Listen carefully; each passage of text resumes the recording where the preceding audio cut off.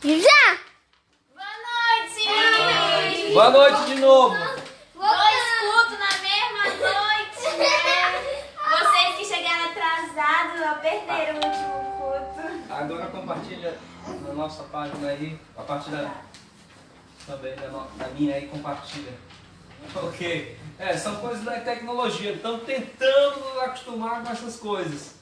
Essas mudanças de vez em quando dão isso. Mas seja bem-vindo. Hoje a gente ia começar na hora. Quando a gente tenta começar na hora, aí vem mais uma novidade. Tá ok? Tá ok. Alguém compartilha na nossa própria página, porque como ela está na página. Compartilhar. Ok. Vamos lá.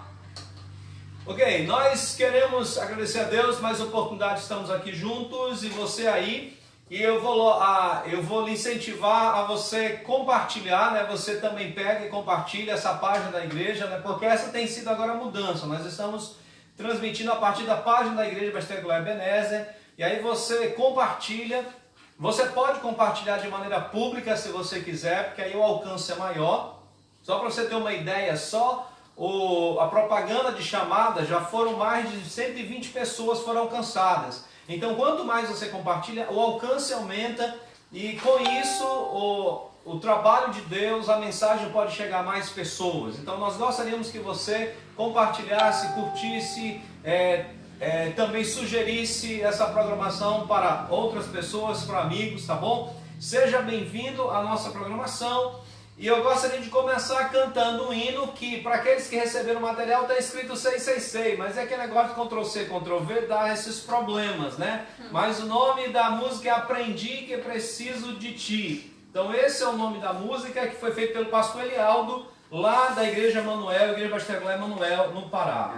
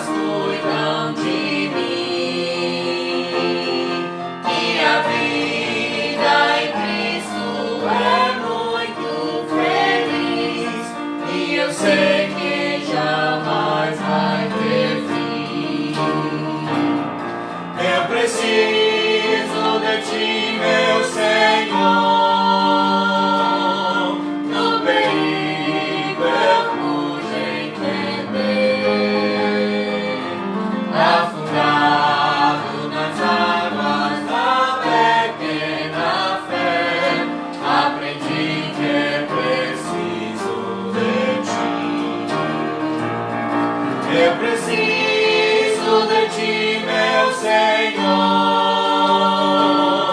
No perigo eu pude entender, afundado nas águas, a pequena fé, aprendi que preciso de ti. Vamos orar, agradecer a Deus, oremos. Meu Deus, muito obrigado por essa oportunidade que temos de louvar o Teu nome, de chegar próximo ao Senhor, de entrar no Santo dos Santos com ousadia, com humildade. Pedimos que a nossa consciência, o nosso pensamento esteja voltado exclusivamente para o Senhor. Que esse meio que está sendo colocado seja um meio que nos ajude, que seja um meio para a glória do Senhor. Pedimos que todos que estão assistindo possam ser abençoados através das músicas, da leitura, da oração, da exposição da Tua palavra. Que o Senhor abençoe cada um de nós. É o que oramos em nome de Cristo Jesus. Amém.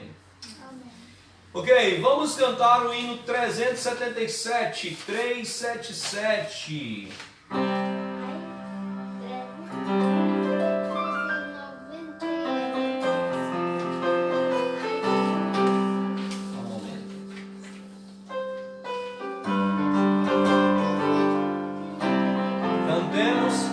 Não sei porque de Deus amor a mim se revelou, por que razão o Salvador pra si me resgatou.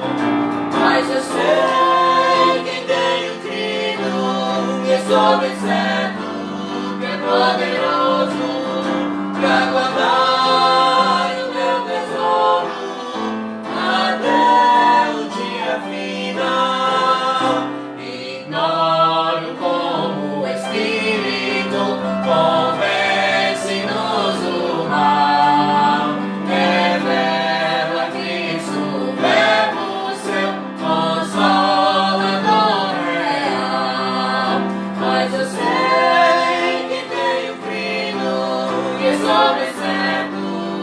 poderoso pra guardar o meu tesouro até o dia final. Não sei o que de mal homem é destinado a mim. Se maus ou vários dias vem até da vida ao fim, mas eu sei sou certo que é poderoso pra guardar o meu tesouro até o dia final. E quando vem Jesus, não sei se breve ou tarde vem, mas sei que meu Senhor virá na glória que Ele tem. Mas eu sei que tenho crido, estou bem certo que é poderoso pra guardar o meu tesouro até o dia final. Amém? Vamos cantar ainda o 398, Sou Feliz. Não é? 398. 398. Muito bem, Eliseu.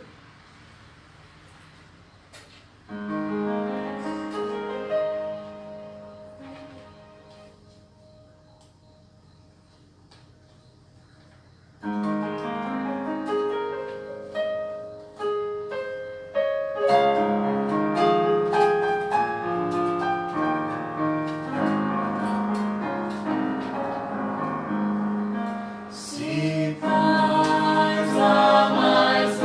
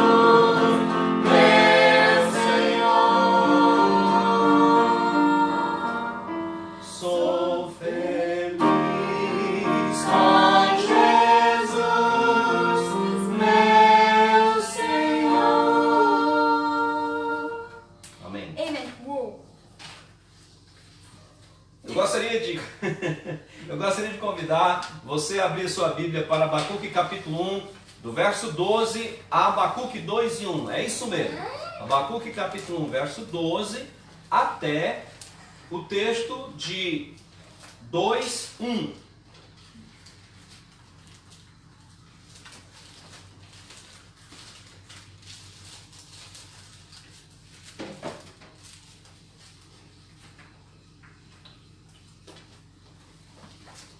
Osé, Joel, Amós, Obadias, Jonas, Miqueias, Naum, Abacuque. Tá certo? Então, se você chegar no primeiro dos profetas menores, você pode continuar. Abacuque capítulo 1, do verso 12 até o capítulo 2, verso 1. O meu entendimento é que esse é o intervalo para melhor compreensão dessa profecia de Abacuque. Esse é um trecho para nós entendermos. Abacuque capítulo 1, verso 12 até o 2:1 diz: Não és tu desde a eternidade, ó Senhor, meu Deus, ó meu santo, não morreremos. Ó Senhor, para executar juízo, puseste aquele povo, tu, ó rocha, o fundaste para servir de disciplina. Tu és tão puro de olhos que não podes ver o mal e a opressão não podes contemplar. Por que, pois, toleras os que procedem perfidamente, te calas quando o perverso devora aquele que é mais justo do que ele? Porque faz os homens como os peixes do mar, como os répteis, que não tem quem os governe? A todos levanta o inimigo como um anzol, pesca-o de arrastão e os ajuntas na sua rede varredora. Por isso, ele se alegra, se regozija, queima incenso a sua varredura. Por isso oferece sacrifício à sua rede, queima incenso à sua varredura, porque por elas enriqueceu sua porção e tem gordura a sua comida. Acaso continuará, pois, por isso esvaziando a sua rede, matando sem piedade os povos? Por-me-ei na minha torre de vigia,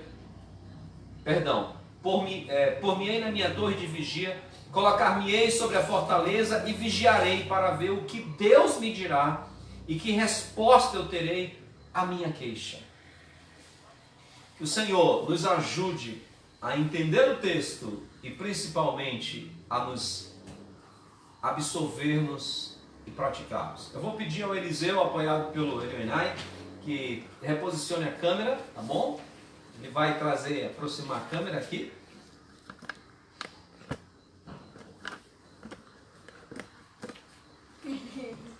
Espera aí. Ok, o Nai vai lhe dar uma ajuda, tá bom? Obrigado, Eliseu, você fez muito bem. Tá bom? Ótimo. A profecia de Abacuque, no meu entendimento, é num tempo sombrio, onde Joaquim é rei de Israel. Um homem que é partidário do Egito, mas que está vendo os caldeus chegarem. Possivelmente aqui está entre aquela batalha de Arã e a de Carquemis, para aqueles que gostam de história. O povo e a nação de Judá está cada vez mais na decadência moral, cada vez mais na decadência espiritual. O profeta de Deus, chamado Abacuque, ele vê tudo isso e ele fica exatamente, digamos assim, estarrecido, porque apesar de todas as coisas que estão acontecendo, parece que Deus não se importa com tudo isso. Parece que Deus está inerte. É como se fosse um Deus que deixou a sua criação ao total desprezo, a sua total, digamos assim, própria natureza, e deixa que as coisas vão sem nem se importar. E isso é contraditório com a teologia que o profeta tem, principalmente da nação de Israel, sobre o Deus, o seu Deus, o Senhor. E ele faz esse questionamento, e Deus então diz: não, Abacuque, eu estou vendo tudo isso, eu vou resolver esse problema, eu vou mandar os caldeus, uma nação sem piedade, uma nação idólatra, uma nação poderosa, uma nação que ela estraçalha todos os seus inimigos, é uma nação impiedosa, é uma nação maldosa, é uma nação que simplesmente é violenta. E com essa resposta, isso cria um problema seríssimo. E agora o diálogo do profeta. Lembramos que o livro de Abacuque é um diálogo entre Deus e o profeta. O profeta começa questionando Deus, Deus responde, o profeta questiona agora de novo. E vai terminar com a fala do profeta. É muito interessante o livro de Abacuque, porque o livro de Abacuque é uma progressão do conflito que o profeta tem diante da maldade, dos infortúnios, da injustiça no mundo e a crença verdadeira num Deus que é justo, bondoso e santo. Então tudo isso cria um conflito na mente do profeta, e a gente vê essa progressão do profeta nesse diálogo com Deus, como Deus vai tratando o profeta e como Deus quer tratar as nossas vidas hoje, diante de tudo que está acontecendo no mundo. E então essa é o segundo diálogo, a segunda oração do profeta para com Deus. E a resposta de Deus para o profeta não responde às perguntas dele, pelo contrário, cria mais dúvidas. Não soluciona o problema das primeiras queixas, cria mais dúvidas. Se você perceber, há 4 perguntas que são feitas aqui do 12 ao 17. O profeta, ele acaba tendo muito mais perguntas.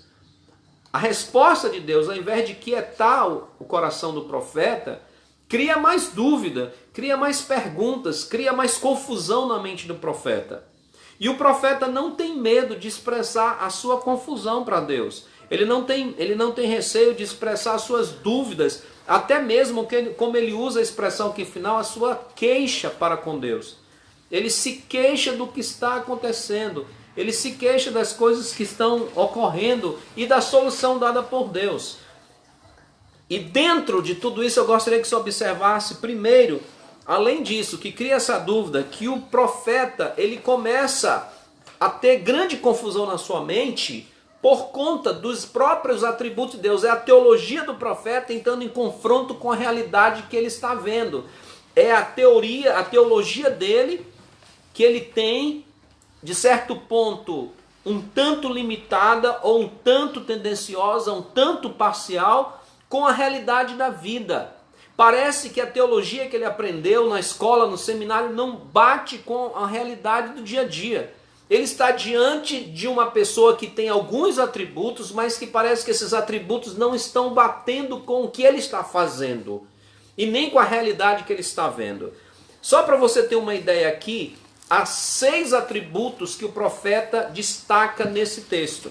Por exemplo, no versículo 12, ele destaca a eternidade de Deus. Abra sua Bíblia e veja aí rapidinho essa questão de Abacuque, né?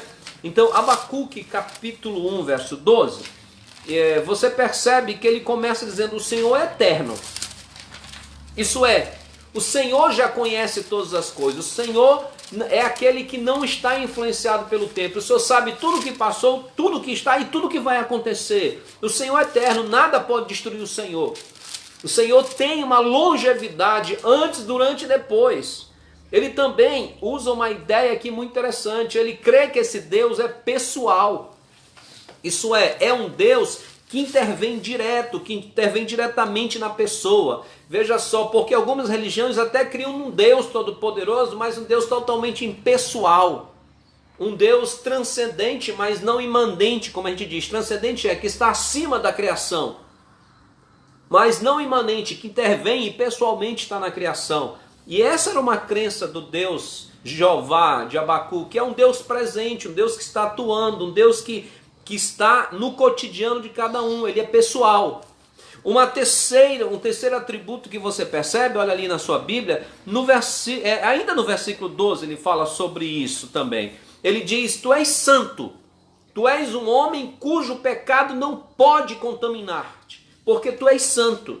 Mais um atributo de Deus. Lembra que lá quando Isaías está naquele momento difícil, ele olha e ele vê o Senhor sentado sobre o seu alto sublime trono. Isso está em Isaías capítulo 6, do verso 1 até o verso 3. Ele vê os serafins e os serafins clamam ao redor do trono, e cada um tem 6 asas, 2 cobrem o rosto, 2 cobrem os pés e 2 com 2 voam, e clamam dizendo: santo, santo, santo é o Senhor, toda a terra está cheia da sua glória. Então, ali nós vemos a santidade de Deus demonstrada através da figura que nem os próprios anjos podem contemplar o Senhor, pela sua santidade. E Abacuque repete aqui esse atributo de Deus: tu és santo, tu não pode ser contaminado e nem contemplar tudo aquilo que não tem a ver com a sua santidade.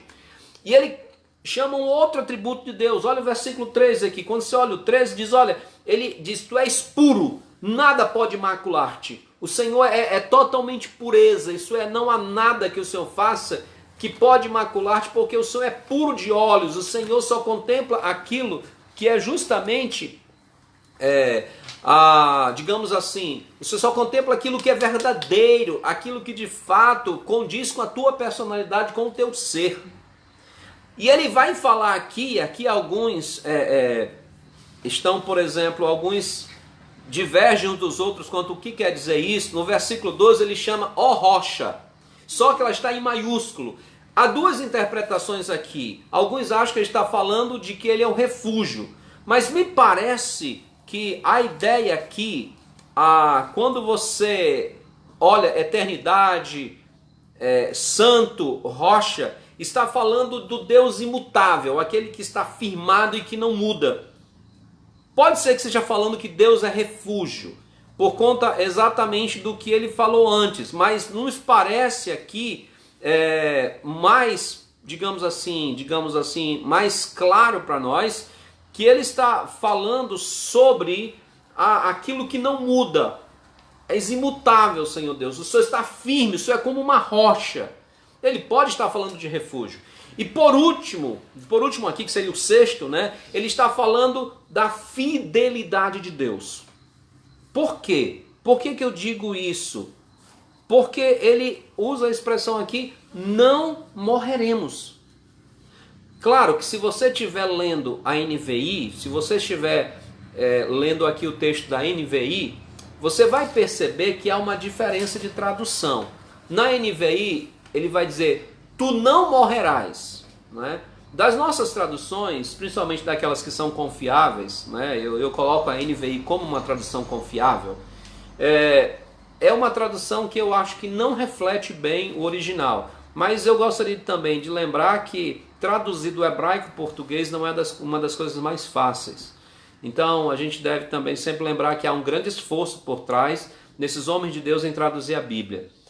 Mas, pelo contexto, que é o que nós entendemos aqui, o profeta, ele tem uma certeza: Deus será fiel à sua aliança. E aqui eu preciso abrir um parêntese para que nós possamos entender. O verdadeiro servo de Deus, que conhece, que contempla todas as, digamos assim, de maneira profunda a pessoa de Deus, quando usa a expressão tu és fiel a mim, tem um cântico, né, um hino muito bonito inclusive, tu és fiel, Senhor, fiel a mim. Jamais um servo de Deus pensa que isso é que há em Deus um compromisso pessoal comigo, que ele tem que ser fiel a mim. Não. Eu posso até dizer que Deus é fiel a mim, mas sendo muito consciente que na realidade ele é fiel a mim porque antes de tudo ele é fiel a ele mesmo. Então a fidelidade de Deus para com Israel, para com Judá, não era porque Deus tinha que ser fiel a Judá, mas porque Deus era fiel a ele mesmo, a sua palavra e as suas promessas, e por isso Judá poderia ficar confiante que Deus seria fiel ao seu povo. É como, por exemplo, Paulo diz para Timóteo na sua segunda carta, se formos infiéis, ele permanece o quê? Fiel, porque não pode negar a si mesmo.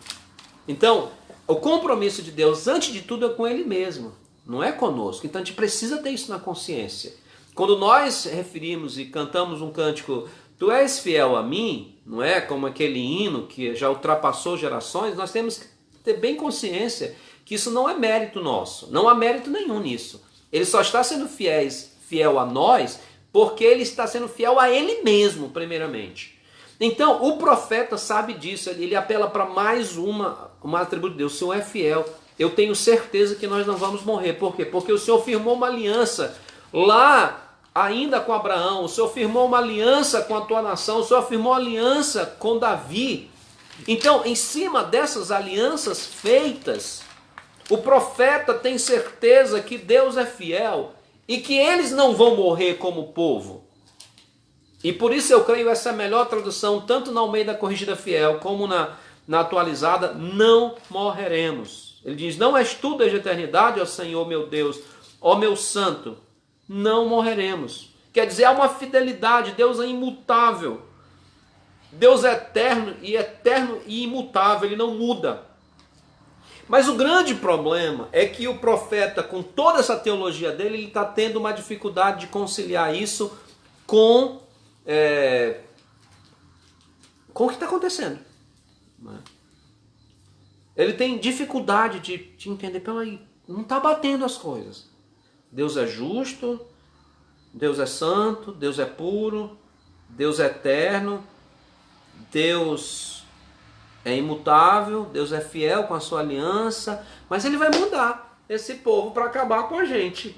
Ele acabou de dizer que esse povo horrível, esse povo idólatra, esse povo cruel, esse povo sem piedade, ele vai usar esse tipo de gente para punir a sua geração eleita, para punir o seu povo eleito, para punir o povo que ele diz que ama.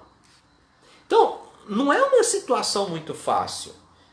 O profeta tem uma teologia, ele tem um conceito de Deus, mas nesse momento parece que o Deus que ele conhece não é o Deus que está agindo, e a confusão da mente do profeta é extraordinária.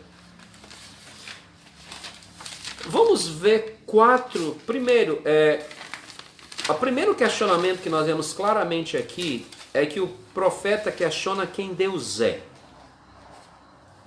Esse é um questionamento muito claro do profeta. E quando ele diz, ele questiona um profeta quem Deus é, seria como se ele perguntasse, Senhor, o Senhor não está se contradizendo, não? O Senhor não tem afirmado durante os anos que o Senhor é isso, isso, isso, e agora, no meu entendimento, o Senhor está fazendo o contrário. O Senhor não diz que é desde a eternidade, o Senhor não diz que é santo, o Senhor não sabe qual é o fim, mas o Senhor não está mandando esse povo. O Senhor não é puro de olhos, o Senhor não é aquele que não contempla, aquele que é ímpio. E como é que o Senhor vai usar um povo horrível para punir o teu povo? Lembra que todos os servos de Deus já tiveram uma grande dificuldade quando lidam com o juízo de Deus? Por exemplo, Abraão. Lembra que quando Deus resolveu destruir Sodoma e Gomorra, quem estava morando lá era Ló? E aí isso já criou um problema com Abraão. Deus disse para Abraão, você pode conferir isso no capítulo 18 e no capítulo 19 de Gênesis. Se você quiser anotar aí para saber, para depois você ler, 18 e 19 de Gênesis. E aí Deus disse para Abraão, olha, eu vou destruir Sodoma. E Abraão lembrou, Ló está lá. E Abraão começa a dialogar com Deus, diz, Senhor, e se tiver 50 justos lá, o Senhor vai destruir? Não fará justiça ao juiz de toda a terra? Então, sempre os servos de Deus estão lidando com esse problema da sua teologia com a realidade da vida, não é? É por essa razão que muitas vezes nós estamos ouvindo muitas coisas sobre essa pandemia. Uns dizendo, não, Deus está castigando o mundo, não, Deus está castigando a igreja. Não é. Então, a gente tenta encontrar muitas respostas para os nossos problemas, os nossos conflitos, as nossas dificuldades, mas por que nós temos esse conflito diário, esse conflito vira e mexe, estamos nisso? Porque nós cremos em um Deus que tem certos atributos e que momentaneamente parece que esses atributos não estão entrando em total conflito. Um está entrando em conflito com o outro, ou pelo menos o próprio ser de Deus está entrando em conflito com a própria situação que está formada. E como diz aqui, ele mesmo crê, e eu esqueci de colocar aqui, inclusive seria uma sétima, ele crê que Deus é soberano. Ele crê na soberania de Deus. Então nós colocaremos aqui o sétimo atributo de Deus, a soberania de Deus, a providência de Deus. Ele diz, o Senhor está mandando esse povo para castigar. Então, ele crê que Deus é justo, que Deus é puro, que Deus é bondoso, e crê que Deus é soberano. Mas esse Deus soberano parece que está agindo contrário à sua natureza. Então esse seria o primeiro questionamento do profeta. Não estaria o Senhor se contradizendo? Não estaria o Senhor fazendo uma coisa diferente do que o Senhor diz que é? Segundo questionamento que eu vejo aqui, que o profeta... E aqui a gente precisaria também observar o seguinte, que nesse questionamento do profeta que ele faz, é um questionamento bastante nacionalista. O seu senso de justiça e de santidade também são nacionalistas. Você já ouviu aquela expressão que às vezes muitas pessoas dizem, Deus é brasileiro? Entendeu? Então, se você perguntasse popularmente, Deus é brasileiro? Todo brasileiro sim, Deus é brasileiro, né? Então, é um ditado popular, né? Não sei porquê, mas aqui o povo de Israel tinha por certo que Deus era judeu. E o senso de justiça e de santidade de Abacuque é um senso de justiça nacional. Por quê? Porque ele diz, nós somos a nação escolhida de Deus, nós somos uma nação santa. Os caldeus são uma nação repugnante, uma nação idólatra. Eles não servem para nada. Como é que Deus vai usar uma nação imprestável para julgar o seu povo santo? Veja só quando ele diz aqui no versículo 13, como podes, ele diz, contemplar, porque pois toleras os que procedem perfidamente e te calas quando o perverso devora aquele que é mais justo do que ele. Ele diz, espera aí, Senhor, nossa nação é mais justa do que a nação dos caldeus. Como é que o Senhor vai permitir? Está desequilibrada a coisa aí. Não tá batendo. O Senhor está pegando uma pessoa muito mais perversa para disciplinar o que é mais justo do que elas. Mas lembre-se que aqui há uma percepção muito nacionalista, e eu diria, e muito superficial da santidade e da justiça de Deus. O profeta se esquece, aqui eu estou usando o comentário de Wiersbe sobre esse trecho de Abacuque, quando ele diz, o profeta se esquece primeiro, que Deus já havia por anos avisado a nação de Judá, inclusive a nação de Israel, o rei de Israel tinha sido levado. Abra comigo, só para ficar mais claro para você. Gente, o frio está acabando e vem Carapanã aqui, ó, tá me atacando aqui embaixo. Então se de repente eu der um salto é porque tem um Carapanã aqui me aperreando, tá bom? Vamos lá. Venha comigo para Crônicas, segunda Crônicas. Lá no final de segunda Crônicas, né, você vai encontrar o seguinte, quando narra que Nabucodonosor destruiu Jerusalém, isso já lá a partir do ano 500, o que acontece? Você vai encontrar aqui, principalmente aqui 586, você vai encontrar aqui, 2 Crônicas capítulo 36, versos 15. 2 Crônicas capítulo 36, a partir do verso 15. Olha aí na sua Bíblia, verifica esse texto e você vai perceber o que diz. O Senhor, Deus de seus pais, começando de madrugada, essa é uma expressão, diz, olha, bem cedo, falou-lhes por intermédio dos seus mensageiros, porque se compadeceram do seu povo e da sua própria morada. Eles, porém, zombavam dos mensageiros, desprezavam as palavras de Deus e mofavam dos seus profetas, até que subiu a ira do Senhor contra o seu povo e não houve remédio algum. Então, o profeta esquece, porque talvez o profeta pensaria assim, Deus vai mandar um raio, Deus vai mandar um trovão, Deus vai mandar uma praga, como ele fez, Deus vai mandar alguma coisa para resolver esse problema aqui no caso, aqui em Jerusalém, aqui em Judá. Ele pensava em uma calamidade, como o tempo de Joel, os gafanhotos. Mas agora Deus está dizendo que vai usar uma nação ímpia para julgar o povo eleito de Deus, a nação santa. Como pode? Mas o profeta esquece que Deus já havia avisado por anos. Anos Deus já havia mandado profetas, mandado pragas. É interessante, quando nós olhamos Amós, por exemplo, que é profecia contra Israel, quantas vezes Deus repreendeu ao reino de Israel e eles simplesmente não falaram de nada. Eles simplesmente não disseram, eles não ouviram. E o mesmo aconteceu em Judá. Inclusive Jeremias passou 40 anos pregando para uma nação que não ouvia, que não dava ouvidos à profecia. Ora, o profeta também esquece do seguinte, que a nação dos caldeus realmente era pecadora, mas era uma nação pecadora na sua ignorância. Era uma nação pecadora porque não conhecia a lei de Deus. A nação de Israel não. Era uma pecadora consciente e rebelde diante de Deus, porque ela conhecia a vontade de Deus pela lei de Deus e decididamente se rebelava contra Deus. E para Deus isso era terrível. Então, aos olhos do profeta, a nação de Israel era mais justa do que os caldeus, mas aos olhos de Deus, a nação de Israel era mais pecadora do que os caldeus. Porque os caldeus pecavam pela sua ignorância, mas os judeus pecavam pela sua rebeldia total contra a lei de Deus, conhecendo a lei de Deus. Paulo deixa isso muito claro quando escreve a carta aos Romanos, dizendo, olha, vocês que conhecem são piores do que os incrédulos. Porque vocês dizem algo e fazem justamente o contrário. Então o profeta, ele questiona Deus, mas ele também, outro questionamento que o profeta a Deus ele diz, estaria Deus no controle responsável das coisas ou brincando com as suas criaturas? Olha a pergunta que ele faz no versículo 14. Por que fazes os homens como peixes do mar, como os répteis que não têm quem os governe?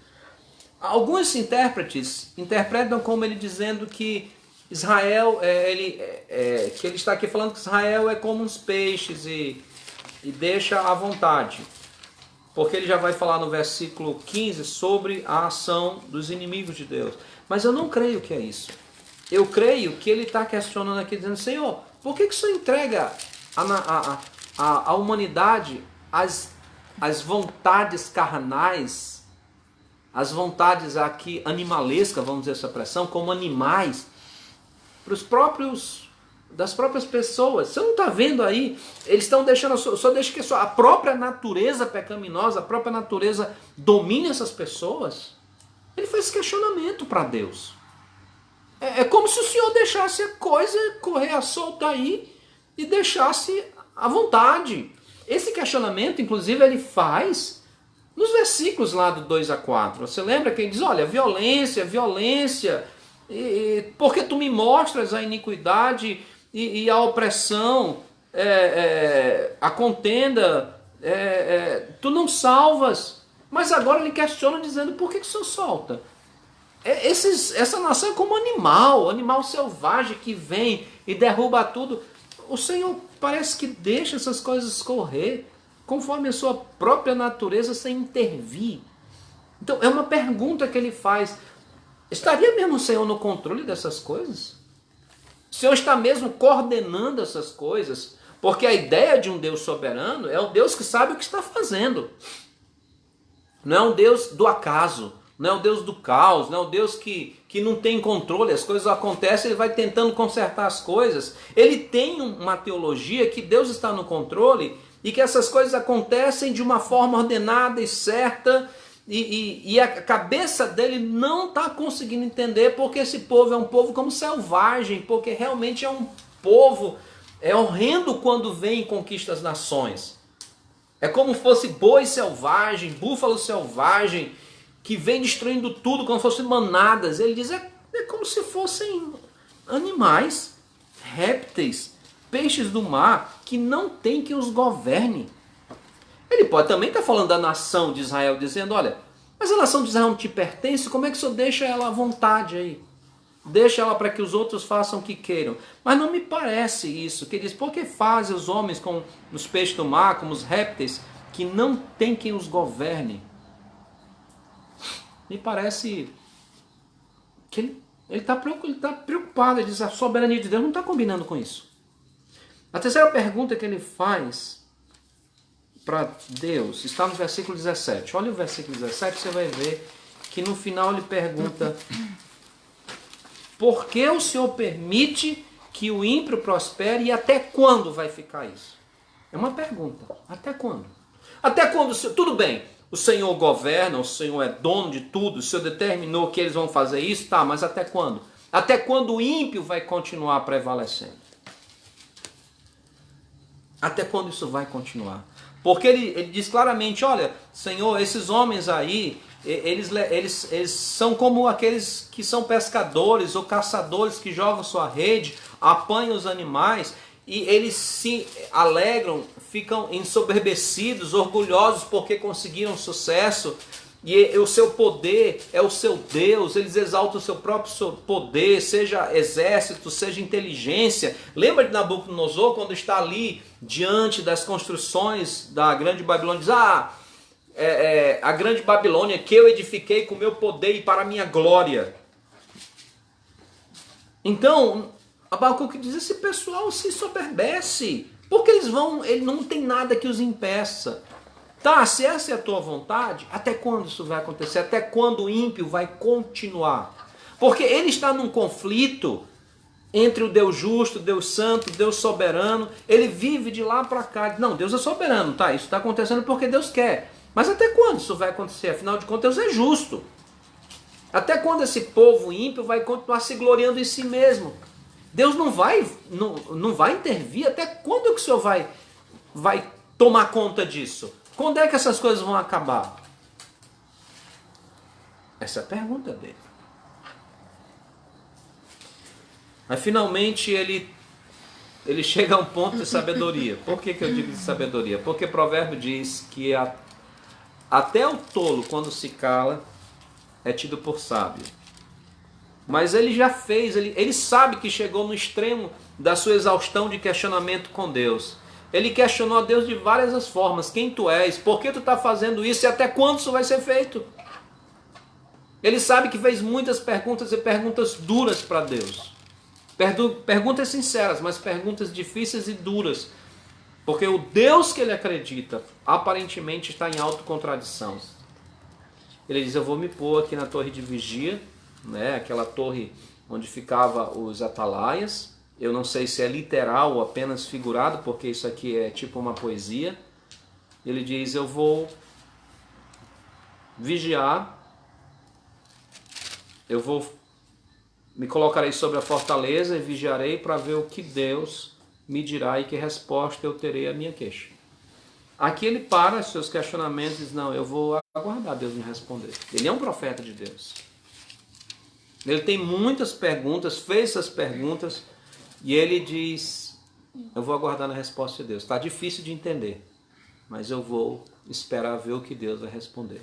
E Deus respondeu, sim, Abacuque. Mas isso já fica para o domingo que vem, se Deus nos permitir. Aqui é onde para a atitude de Abacuque.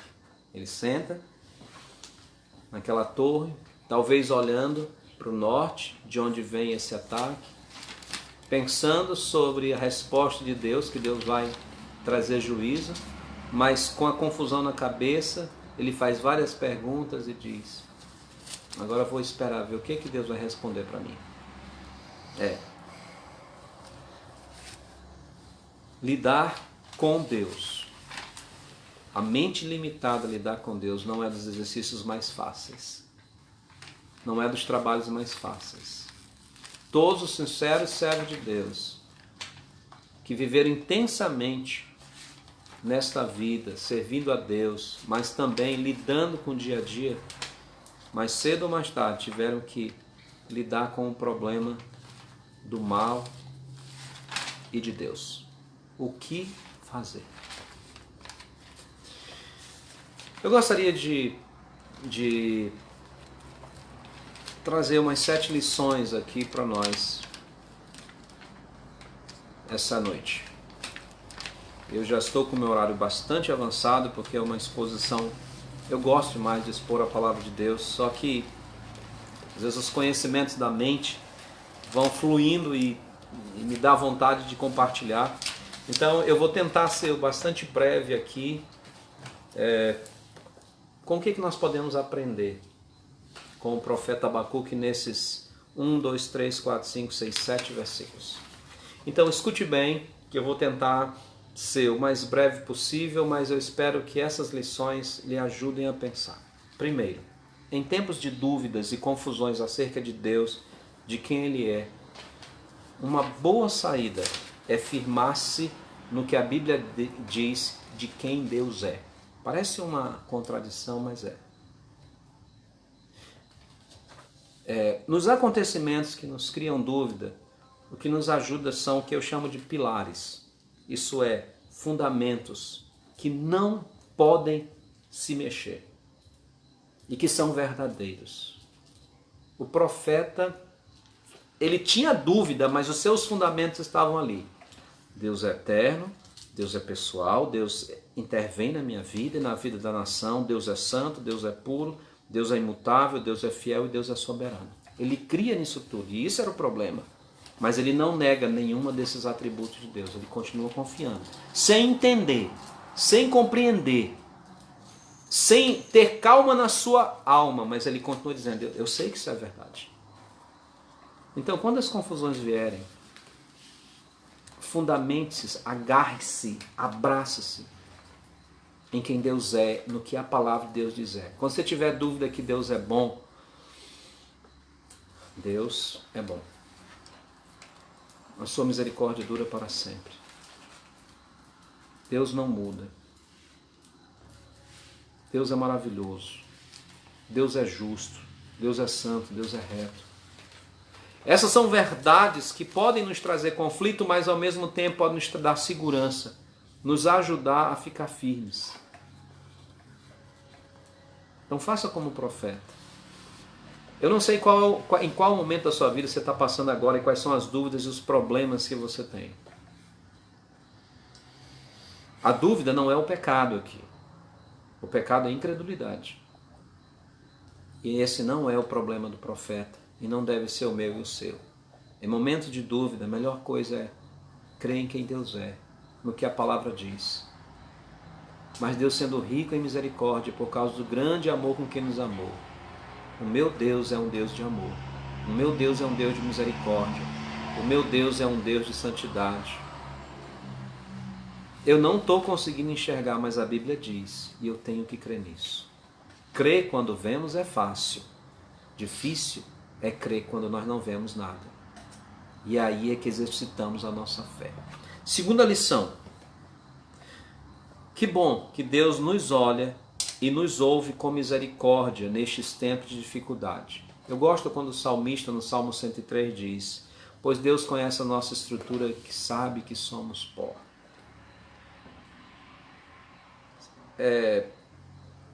Desculpa estar lembrando disso, mas é porque, de vez, querendo ou não, ele sempre está nas mídias por causa das respostas dele, né?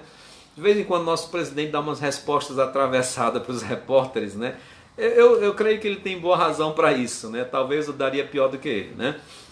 Mas você já pensou o Deus, o soberano do universo, sendo questionado por algo menos do que nada? Porque é assim que Isaías diz, eis que as nações são perante eles como coisa que não é nada. Ele as considera menos do que nada, como um vácuo. As nações, agora imagine o ser humano, um vermezinho, diante de Deus questionando. Senhor, o Senhor não está se contradizendo, não. Senhor, o Senhor está mesmo no controle ou o Senhor está deixando a coisa aí a lá vão ter? E aí, quando é que vai acabar isso mesmo? Deus, com olhos e ouvidos de misericórdia, trabalha o coração do profeta. Isso é tão bom. Porque não são as nossas dúvidas que nos trazem problemas, mas a nossa incredulidade. As nossas dúvidas são ouvidas por Deus. Senhor, por que o Senhor permitiu isso? Por que eu perdi minha mãe? Por que eu perdi meu pai? Por que eu perdi minha irmã? Por que eu perdi meu filho, minha filha? Por que meu casamento se acabou? Por que meu emprego foi embora? Por que essa pessoa que era pior do que eu subiu na vida e eu não? Por que essa pessoa que através de suborno e escândalo conseguiu aquele cargo e eu não? Senhor, por que tal pessoa foi eleita? Senhor, por que aconteceu isso na minha comunidade? Senhor, por que veio essa pandemia? Senhor, por que a gente não pode se reunir? Então é tantas perguntas que a gente tem. E Deus nos ouve, nos olha com ouvidos e olhos de misericórdia. Isso é tão bom saber que temos um Deus que nos ouve atentamente. É por isso que no Salmo 103 diz: a sua misericórdia é aquela que dura. No Salmo 100, se não me engano, 103 aí diz: rendei graça ao Senhor porque Ele é bom, porque a sua misericórdia dura para sempre, o seu amor fiel dura para sempre. Como é bom saber que, mesmo quando a gente chega aos pés de Deus com dúvidas até complicadas, dúvidas até que podem soar como blasfêmia, Deus nos ouve, nos olha com misericórdia. E com sua palavra nos responde com amor e verdade. É por isso que Ele é o nosso Deus. Terceira, pense, por melhor que sejamos, nosso senso de justiça jamais alcançará a essência e conhecimento pleno do Deus justo. O profeta achava que Deus estava sendo injusto. A nação de Israel era uma nação muito mais justa do que os caldeus. Não, a justiça de Deus é bem diferente da nossa limitada justiça, da nossa ideia de santidade. Devemos ter cuidado. Eu, quanto mais velho fico mais preocupado quando eu quero cravar alguma coisa. Eu já fiz muito isso na minha vida, é por isso que eu estou dizendo. Ah, aconteceu tal coisa por causa disso. Ah, tal coisa ocorreu por conta disso. A vida tem me ensinado que a vida não é assim. Deus é justo, sim, mas a justiça dele não é como a que nós queremos, a que nós imaginamos. A santidade dele vai muito além. Às vezes nossa justiça e santidade estão mais para os fariseus do que para a justiça e a santidade do nosso Senhor Jesus Cristo. Nós já temos uma lista de coisas que nós consideramos categoricamente como de Deus e na realidade muitas vezes quebramos a cara. Muitas vezes nós julgamos certos acontecimentos com base apenas na nossa própria justiça e não na justiça de Deus, a justiça verdadeira, não pela palavra verdadeiramente dita, mas a nossa justiça. O profeta tinha a ideia de que seu povo era mais justo que os caldeus, mas ele esqueceu que a justiça de Deus é diferente. Isso nos leva à quarta lição de hoje à noite. Quanto maior a dádiva, maior a responsabilidade e o castigo pela desobediência. Todas as dádivas que Deus nos dá são dádivas que contam também para a nossa responsabilidade. Nós somos bastante regulares e você que tem acompanhado a Escola Bíblica Dominical sabe que sempre temos colocado um distintivo e muitas vezes eu digo isso porque eu já estive em muitos congressos. A ideia que se passa é que nós temos a doutrina correta. Se isso é verdade, a nossa responsabilidade é muito maior diante de Deus do que outras igrejas. Porque nós sabemos o que é certo. Nós sabemos como temos que agir. Nós sabemos o que é correto diante de Deus. Isso tem maior responsabilidade. Mas eu não queria parar só nisso. Todas as dádivas de Deus são mais responsabilidades e maior será o castigo pela desobediência. Mais inteligência é mais inteligência dada por Deus para servi-lo. Quando Deus nos dá mais inteligência, não é para usar no mundo, é para servi-lo. Mais vigor físico é mais vigor físico para servir a Deus. Se o meu vigor físico eu não uso para servir a Deus, para obedecer a sua palavra, é mais juízo. Mais criatividade e capacidade que Deus nos dá, é mais responsabilidade que Ele nos dá para sermos criativos para o reino dele. E se eu uso essa minha criatividade para tudo menos para o reino de Deus, eu vou responder diante de Deus sobre isso. Se Deus me deu as oportunidades de estudar toda a minha vida numa escola particular, de ter um ensino melhor, é mais responsabilidade diante de Deus. Se Deus me deu uma oportunidade de ter uma faculdade, um mestrado, um doutorado, um pós, não foi para o meu conhecimento secular. Deus está me dando mais entendimento para que eu possa utilizar isso no reino dele. É mais responsabilidade. Qualquer conhecimento a mais. Se Deus lhe deu a oportunidade de concluir o ensino fundamental 1, concluir o ensino fundamental 2, concluir o ensino médio, a faculdade, é mais responsabilidade para você diante de Deus. Porque Ele deu condições de você conhecer mais, para aprender, para conhecer mais, para proclamar mais a verdade dEle. Nada que nos foi dado para nós mesmos. Foi dado para que Deus seja glorificado através disso. Todas as dádivas que foram dadas, a nossa vida, o nosso tempo, a nossa inteligência, a nossa força, o nosso dinheiro, a nossa casa, o nosso carro, os nossos bens, a nossa família, todas essas dádivas são dádivas que Deus dá como responsabilidade para usarmos para a glória dEle e para o desenvolvimento do reino. E essas dádivas, se são mal utilizadas, vão gerar maior castigo para nós. Jesus Cristo disse isso quando veio e pessoalmente esteve nessa terra e disse para as cidades: ai de ti, Cafarnaum, Betsaida e Corazim. Ele diz: porque maior juízo haverá para vocês do que para Sodoma, Gomorra, Tiro e Sidom. Porque eram cidades gentílicas que não tiveram a oportunidade de ter o Messias pessoalmente fazendo grandes milagres. As responsabilidades que nos são dadas, dia a dia, são dadas para serem usadas para Deus. E se não usarmos, é maior o juízo. Quinta lição. Uma das melhores saídas quando temos muita dúvida e muitos pensamentos confusos sobre Deus é esperar silenciosamente no Senhor. Às vezes é melhor ficar calado na presença de Deus e dizer: Senhor, eu já falei demais, agora eu vou esperar o Senhor falar.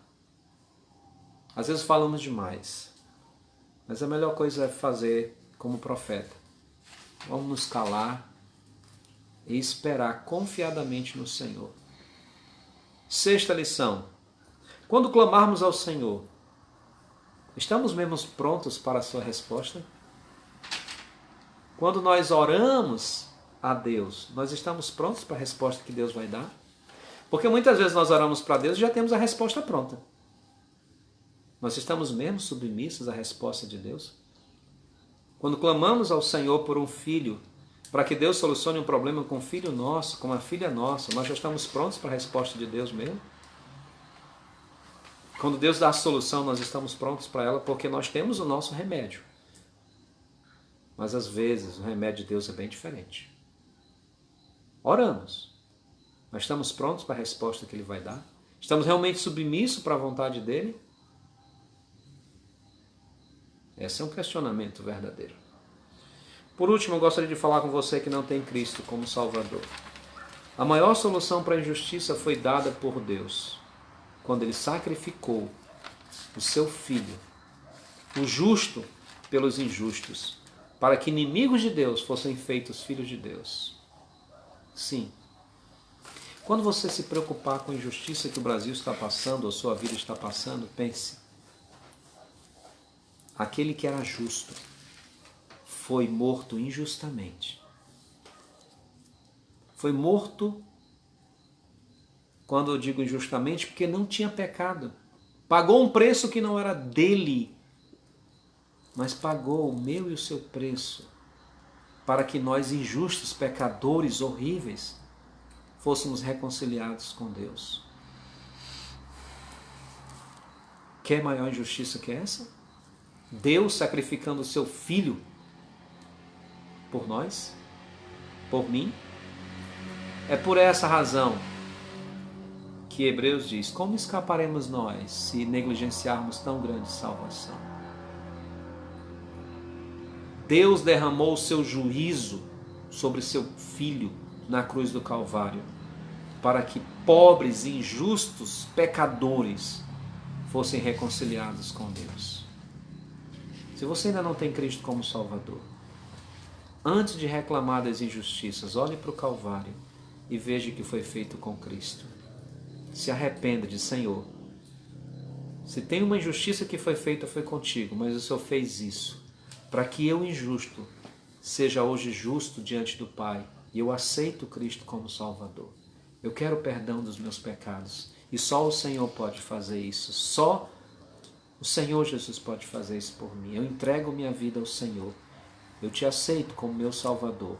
Me aceita como teu filho, Senhor. Me aceita na tua mesa, na tua casa. Faz de mim um filho de Deus. O nosso Deus providenciou o maior problema da injustiça, mandando seu filho. E você pode recebê-lo como seu Salvador. Vamos orar. Senhor Deus, muito obrigado pela tua palavra. Muito obrigado porque o Senhor resolveu os problemas da humanidade com Cristo Jesus na cruz. Todo mal foi vencido na cruz do Calvário, mas para aqueles que creem. Por isso eu peço que o Senhor, misericordiosamente, salve pessoas para a tua glória, pelo teu amor e pela tua misericórdia. E aqueles que já são salvos, nas suas dúvidas, possam descansar silenciosamente no que o Senhor é, ainda que muitas vezes não tenham respostas, ainda que muitas vezes não compreendam, mas possam descansar no ser que o Senhor é, no que na tua palavra diz. Obrigado pela profecia de Abacuque, que nos ensina que o Senhor é o Senhor. Em nome de Cristo Jesus oramos. Amém. Enquanto meu filho Eliseu reposiciona a câmera, auxiliado pelo Eloenai, eu gostaria de falar alguns pedidos. Obrigado, Eliseu. Obrigado, Eloenai, né? Que me consegue. Eu gostaria de continuar pedindo oração pela nossa irmã Lídia e sua família, irmã Elisiário, irmã Keila e seus irmãos Elineto e Suzana. Não esqueçam, o irmão Edson pede oração pela Nair, e que é a sua mãe, a dona Nair, e pela Iracema. Ele agradece pela cirurgia que a irmã Iracema fez e também pede oração pela sua nora, Fernanda. Não esqueçam de orar pelo irmão Benedito da igreja Emanuel, que está aguardando a outra cirurgia. Não esqueçam de orar pelo irmão Pedro, que é o irmão da irmã Dora, que até onde nós sabemos ainda está internado. Eu gostaria de renovar o pedido da irmã Nayane, que é pela saúde do seu pai e da sua mãe. Graças a Deus, sua mãe Francisca já está bem melhor, mas o seu pai até quinta-feira ainda estava inspirando cuidados. Não esqueçam aquela menina chamada Railane, que tem problema de leucemia. Ore pela saúde dela e se você pode contribuir, também contribua. Também a dona Regina, a irmã Regina, que ela está lutando contra o câncer e a sua família tem procurado fazer um tratamento e esse tratamento também tem um custo. Então ore e se pode, contribua. Eu gostaria de pedir oração pela Maria Conceição. Esse é o nome da mãe da Fernanda, que é a esposa do Dr. Edson. A Fernanda é cunhada da irmã Giovana, da Jerusalém.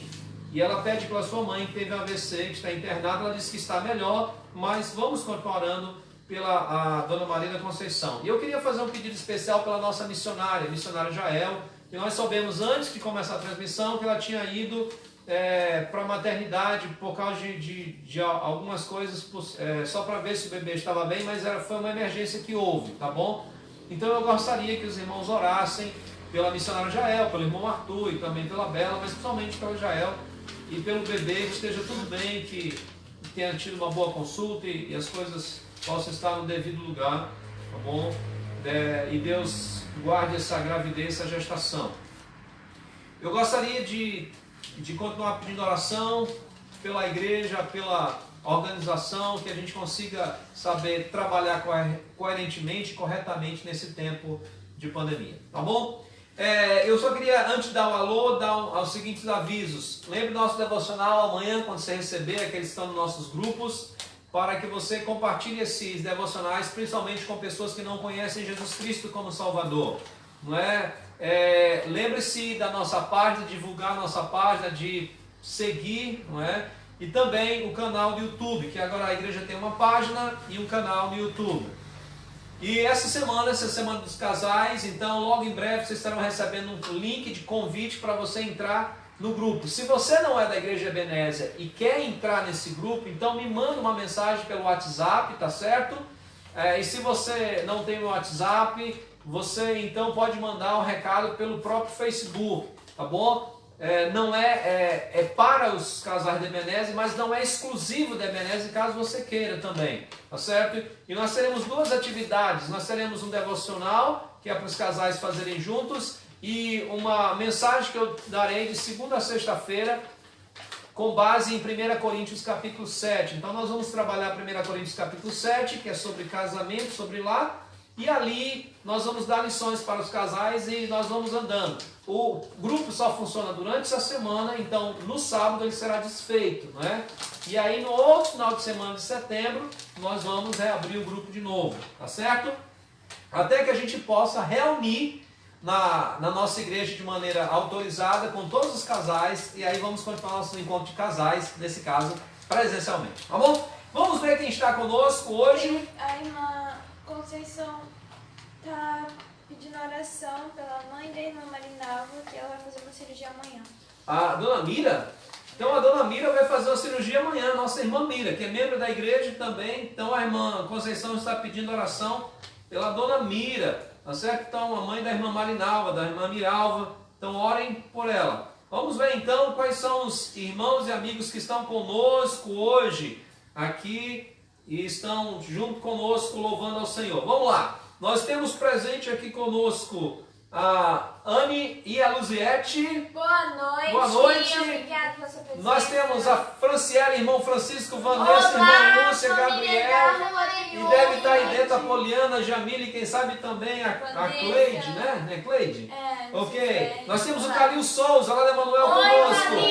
Daiane Queiroz, eu não sei se os pais estão aí, se tiverem aí, seu José, seu Francisco, também obrigado. Dona Francisca, eu, hein? O irmã Margarida e a Dani. Boa noite. Irmão Benedito de Emanuel. Boa noite. A irmã Aline, e deve estar aí, quem sabe, o Alan e também a Melanie, não é? Oi, boa noite, Melanie. Não. Tem uma menina que tem meu nome. Também eu gostaria de... Eu espero que tá certo, Aline. Se não for Melanie, corrija aí para mim, por favor, tá bom? Nós temos também a irmã Raimunda Costa conosco. Lembrança para sua mãe. Edson e Raimundinha. Olá, boa noite. Irmã Inês, Bruno e tem, quem sabe, Gessileia, Adailton, Gessineide e o seu Antônio. Boa noite para vocês. Ok. Irmão Tião Pinheiro, Olá. Maria José e Adriano. Bom dia. Aqui é a Cleide, né? Não, essa outra Cleide Eu Souza. acho que é outra aqui. Então temos a Cleide Souza aqui conosco, para não confundir as Cleides. Pastor Neto. Olá, Né? pastor. E quem sabe também a dona Lúcia, a irmã Lúcia, mãe do pastor Neto, ela estava assistindo na quinta-feira, ela mandou até um recado, né? Boa noite. Luana Florencio. Oi, boa noite, Luana. Neto e Sueli lá em Sena Madureira. Oi, Sena Madureira. Lembrando, o Neto fez quinta-feira um pedido pelo o Davi, é Davi, né? Davi? O filho do pastor Marcílio. Então, o Neto fez esse pedido, continua orando pela família do pastor Marcílio e o seu filho, uma criança de 11 meses que está hospitalizada há 5 meses, por favor. E aí aqui também está conosco a mamãe Jael, e eu creio que o Arthur... Uma coisa. Diga. Depois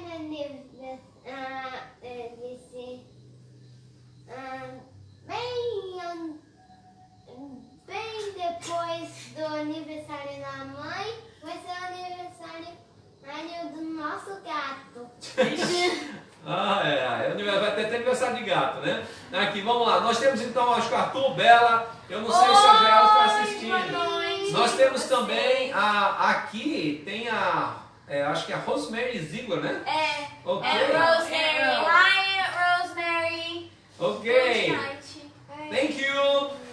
Nós temos também a Bel, e aqui deve estar a Bel Oi, e a Suelen, Oi, a Nice, o Riclay, né? E quem sabe o Biriba também.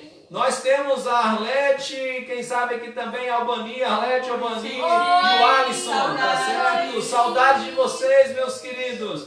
Bruno Trindade, nosso querido jovem da Maranata, não é? Eu acho que essa Maria Lúcia Barbosa é a mãe do Neto.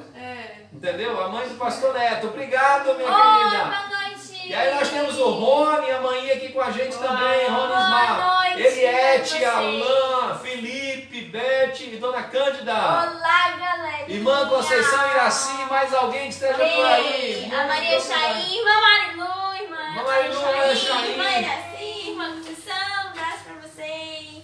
São esses aí mesmo? Por enquanto. Alguém mais deu alô? Né? Nós vamos concluir, não é, cantando a oração de Abacuque, né? Ainda que a figueira não dê seu fruto, né? E a Andriele Lima. Oi, Andriele Lima. Andriele, Boa bom. noite. Boa noite, obrigado.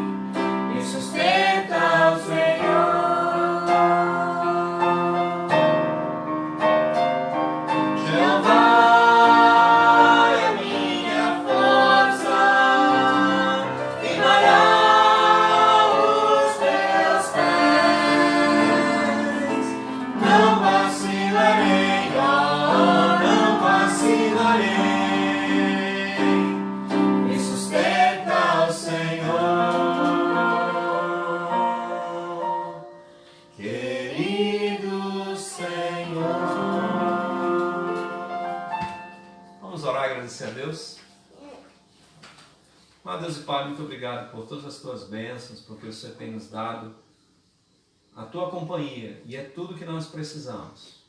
O Senhor é a nossa força. Em tempos de dificuldades, ajuda-nos a lembrar disso. O Senhor está conosco, o Senhor nos firma, o Senhor nos sustenta. É o que oramos em nome de Cristo Jesus. Amém. Amém. Boa noite, uma boa semana. Oi, a mãe da Nelson está assistindo também. Boa